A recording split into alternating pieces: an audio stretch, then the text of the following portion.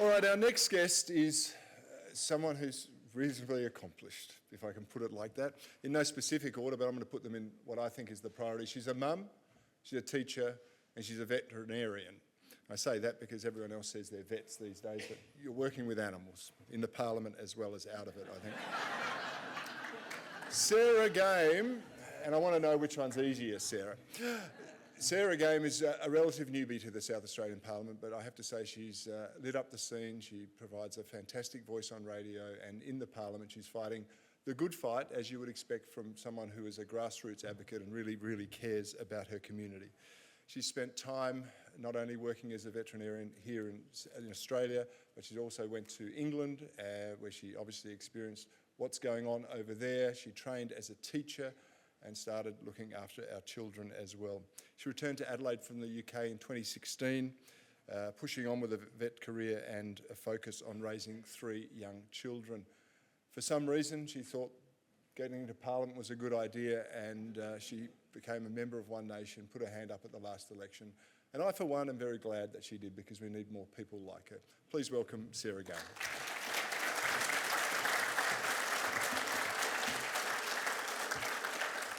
Thank you so much. I just want to quickly do some thank yous. Firstly, I just want to thank each and every one of you for coming. We really appreciate that you've come here tonight and given up your time.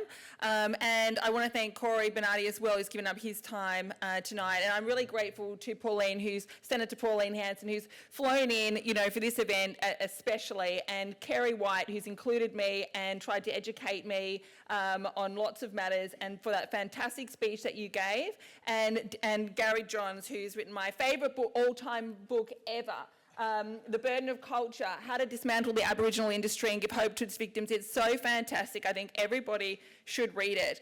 I just want to give you a bit of insight into the state-based voice and the legislation, but there's not a lot of detail to cover. You might be surprised. I will give you the detail that was covered, but that wouldn't take very long. So I want to give you a bit of the personal journey, because I think a lot of you will relate to certain aspects of that. So the State First Nations Voice Bill 2023, it passed both houses, and it was celebrated with pomp and ceremony on Sunday the 26th of March this year. Speaking of the No campaign, the Attorney General stated in the Chamber in February, "Campaigns like these come at a cost, and is one that is borne most heavily by those whom bigoted and hateful people are already inclined to denigrate and vilify." As I sat in the chamber that day, then the only member of State Parliament to make my opposition to the voice clear, I glanced over to my silent Liberal colleagues, and I thought, wow, my life's really changed. I've gone from a loving mother of 3 small children, a popular small animal veterinarian, to Member of Parliament and racist, hateful bigot. In one instance, at least in the eyes of the South Australian Attorney General. It did feel awkward, but soon I experienced that real frustration of this attempt to be shamed and guilted into silence. And it was a microcosm of how society was feeling outside the walls of Parliament, people too afraid to speak out on their real opinion on this new legislation. Supporting and scaffolding those from impoverished backgrounds to achieve equal footing and access to opportunities is a key passion of mine. But regardless of our own history, personal responsibility and moving forward is what is required from anybody who has experienced trauma. I wanted to see the lives of Aboriginal and Torres Strait Islander people living in despairing conditions improved, as I did any Australian living in substandard conditions.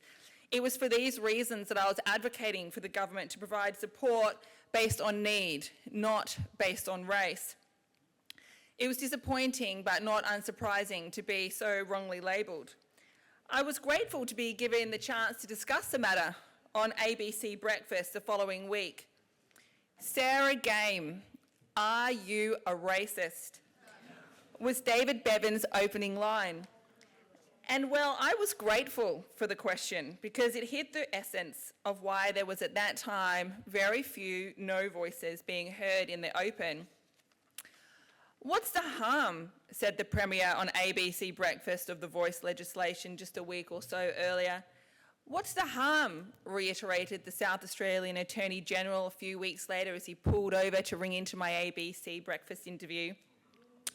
It was astonishing to hear these expressions of such low expectations of the voice, that, well, who knows it will achieve anything, but at least it shouldn't cause any harm, which of course it will and already is.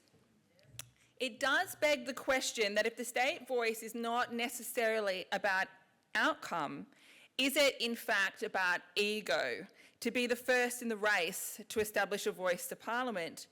It was interesting to me that both the Premier and Attorney General seem to find these statements satisfactory in light of the cost of living crisis, homelessness crisis, ramping crisis, despairing state of the Child Protection Department, to name a few.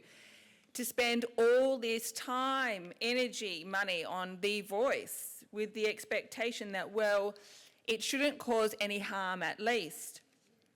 10.3 million has been set aside in the state budget for the state-based voice alone, but in reality, the legislation is committed to any resourcing needed, and with the infinitely expandable nature of the legislated voice, we really have no idea how much is going to be spent now or in the future. Compare this 10.3 million to the mere 2.1 million being spent on emergency department avoidance hubs, the 1.7 million on the effective Aspire homelessness program, the 2.1 million on the family reunification process. One could be forgiven for perhaps asking the question, why don't we just put that 10.3 million towards real tangible benefits now?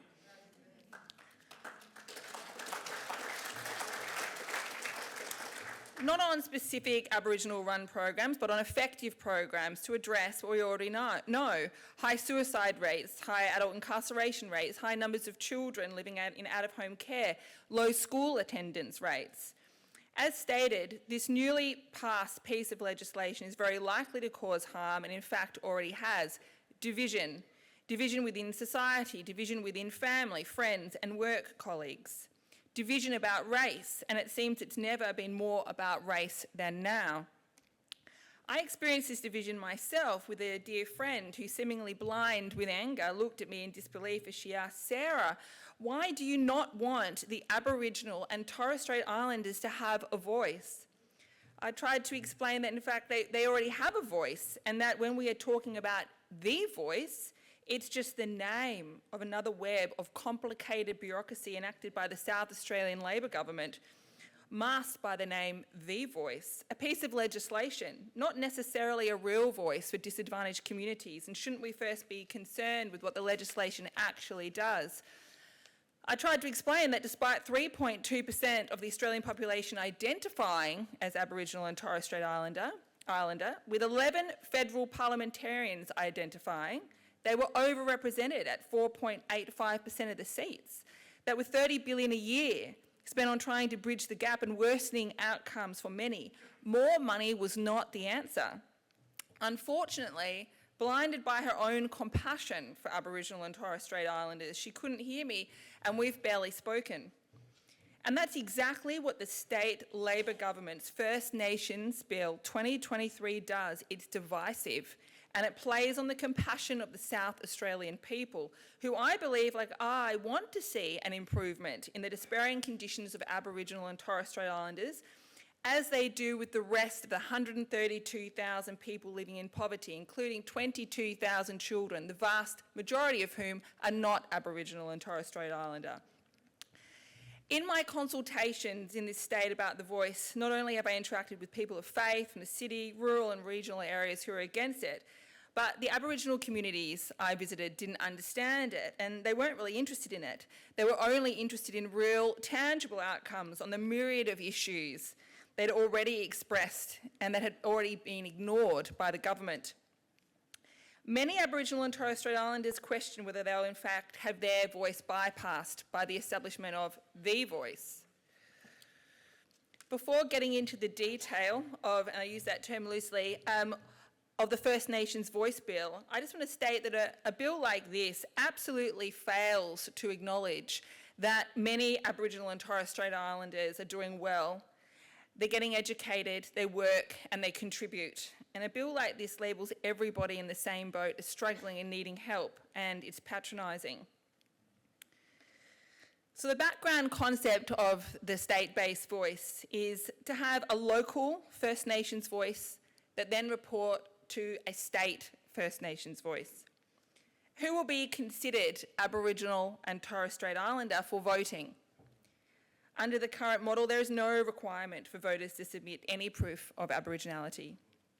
Who will be considered Aboriginal and Torres Strait Islander for the purposes of standing for election? Anyone who regards themselves as Aboriginal and Torres Strait Islander and is accepted by a community. Even the government are predicting problems and that we may need to appoint an Aboriginal Commissioner in future.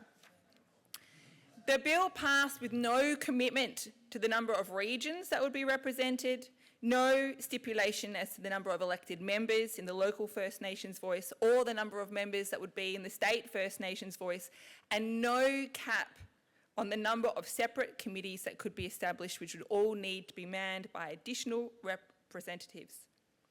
It was very disappointing that the State Liberal Party stated that they would not support, and they in fact did not support, my amendment to limit the number of new committees that could be established due to their belief that apparently it interfered with the autonomy of the voice. So what was confirmed in the legislation?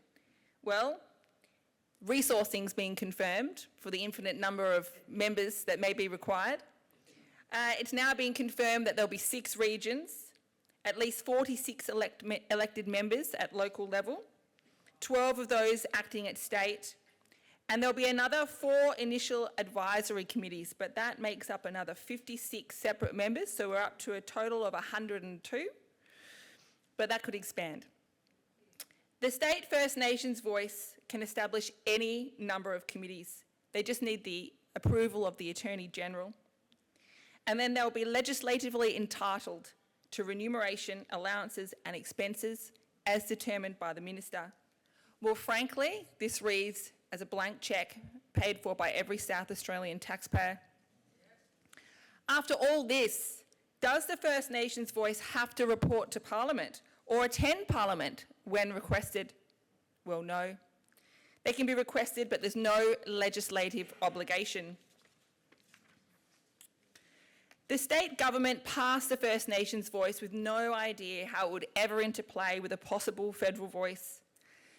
You should also be aware that a range of other race-based legislation is passing through the Houses quickly at the moment. In recent times, the Evidence Aboriginal Traditional Laws and Customs Amendment Bill went through with bipartisan support, as did the Magistrates Court Nunga Court Amendment Bill. In both instances, I was the only member of Parliament to oppose these bills. So in finishing, I made clear when I rose in February to oppose the First Nations Voice Bill, no amount of detail makes race-based legislation a positive step for Australian society. Segregating us by race is an enormous backward step.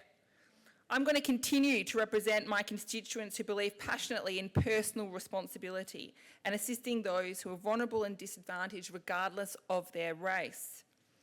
This approach obviously includes, supports and lifts up Aboriginal and Torres Strait Islanders living in despairing conditions without ignoring the fact that 3/4 of those living in poverty or who are homeless or at imminent risk of homeless are in fact not Aboriginal and Torres Strait Islander.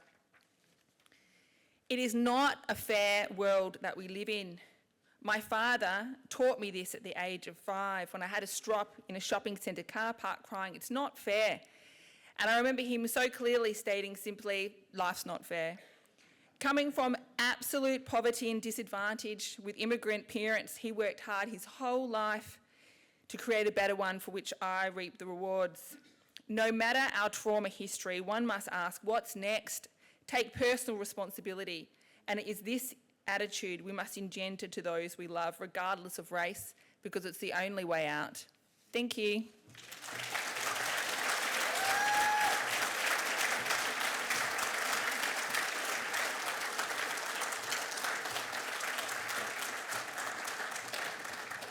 Beautiful work, Sarah. It's a reminder that the devil is always in the detail, and there is so much going on in the South Australian Parliament, let alone the other parliaments around Australia and in the Commonwealth Parliament, that we simply do not know about. We don't hear about it in the media. We only get it through representatives like you, Sarah. So thank you for that contribution.